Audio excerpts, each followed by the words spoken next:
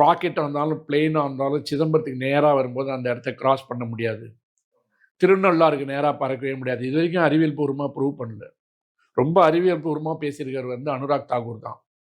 நேற்று பேசியிருக்காரு ஸ்கூலில், ஹிமாச்சல் பிரதேஷில். ஸ்கூலில் போய் பசங்கள்கிட்ட ஸ்பேஸுக்கு போன முதல் ஆள் யாருன்னு கேட்டாங்க. நீல் ஆம்ஸ்ட்ராங்னு சொன்னாங்க. அதெல்லாம் கிடையாது, அனுமார்ன்ட்டு வந்திருக்காரு. எவ்வளோ அறிவுபூர்வமான மனுஷங்களை வச்சுருக்கோம் நம்ம.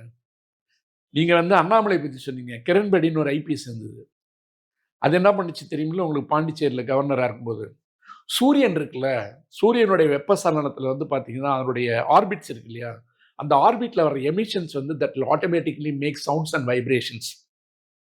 அதிர்வலைகளும் சத்தங்களும் அந்த நெருப்பு வெடிக்கிறது எல்லாமே வந்துட்டு இருக்கும். அது நமக்கு சாதாரணமாக சூரிய ஒளி நமக்கு இங்கே வர்றதுக்கே 8.5 நிமிஷம். இந்த 8 நிமிஷத்தை நீங்கள் டிஸ்டன்ஸ் கணக்கு பண்ணிங்கன்னா பல கோடி மைல்கள். அங்கே என்ன நடக்குதுன்றது யாருக்குமே தெரியாது. ஆனால் அம்மா போட்டாங்க. அது அந்த இது ஓம் ஓம்னு வெளில வருதுங்க. அப்புறம் சயின்டிஸ்டுங்கெலாம் கூப்பிட்டு, அம்மா ரொம்ப அதிகமாக படிச்சிட்டிங்க, சூரியனத்துலேருந்து வர்ற வெளிச்ச கதிர்களில் குழம்பு வருது, அந்த குழம்பு உங்கள் மண்டையிலையும் குழம்பு போல இருக்குது, கம்முன்னு இருங்கன்ட்டாங்க. ஆம்ஸ்ட்ராங் போனார் பார்த்தீங்களா நிலாவுக்கு, அவர் போகும்போது ராக்கெட் உள்ளார சத்தமே வராதுங்க. ஸ்பேஸில் என்ன ஸ்பீடில் போகுது, அது அதனுடைய ஸ்பீடு என்ன, சவுண்டெல்லாம் தாண்டி தானே அந்த ஸ்பீடு. அந்த ஸ்பீடில் போயிட்டு இருந்த ஆம்ஸ்ட்ராங்க்கு பாங்கு ஒலிக்கிற சவுண்டு கேட்டுச்சான்.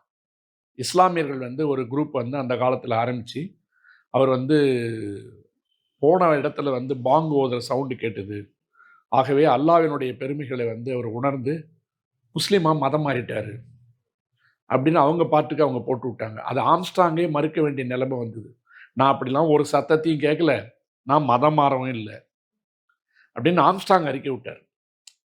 அதனால் இங்கே என்ன நடக்குதுன்னு கேட்டிங்கன்னா, எல்லா மதத்துக்கும் எல்லாருமே அத்தாரிட்டி ஆயிடுவாங்க. சித்தர்களை பற்றி யாராவது பேசலான்னா பாருங்க, அவன் தான் எல்லாத்தையும் உடைக்கிறவன். கடவுள் நம்பிக்கை உள்ளவனாக இருந்தாலும் கூட மனுஷங்கிட்ட போய் நீ மாட்டாதன்னு பேசிட்டு இருந்தவன் சித்தர்கள். சித்தர்களை பற்றி பேசவே மாட்டான், சித்தர் இலக்கியங்களை பற்றி தொடவே மாட்டான்.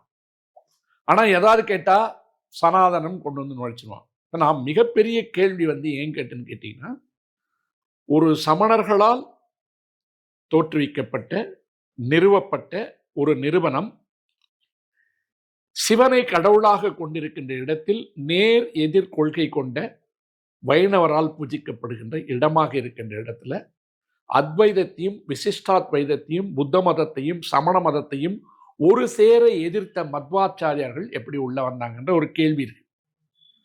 அப்ப பணம் இருக்கிற இடத்துல எல்லாமே எல்லாத்தையும் அட்ஜஸ்ட் பண்ணிட்டு போயிடும்.